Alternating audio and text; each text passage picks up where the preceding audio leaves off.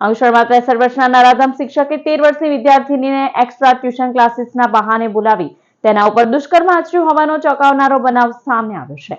આ મામલામાં પોલીસે નરાધમ શિક્ષકની ધરપકડ કરી કાયદેસરની કાર્યવાહી હાથ ધરી છે. અંકલેશ્વર શહેરમાં એક ચોંકાવનારી ઘટના સામે આવી છે, જેમાં ખાનગી ટ્યુશન ચલાવતા 63 વર્ષીય આધેડ શિક્ષકે 13 વર્ષની સગીર વિદ્યાર્થીની ઉપર લાંબા સમયથી દુષ્કર્મ આચર્યું હોવાનો ગંભીર આરોપ સામે આવ્યો છે. સગીરા ગર્ભવતી બની જતા સમગ્ર મામલો બહાર આવ્યો હતો. અંકલેશ્વરમાં ખાનગી ટ્યુશન ક્લાસ ચલાવતા ધનંજયસિંહ રાજપૂત નામના શિક્ષક દ્વારા દર રવિવારે એક્સ્ટ્રા ટ્યુશનના બહાને સગીર વિદ્યાર્થીને બોલાવવામાં આવતી હતી. આ દરમિયાન તેણે સગીરા ઉપર દુષ્કર્મ આચર્યું હોવાનું ફરિયાદમાં જણાવાયું છે.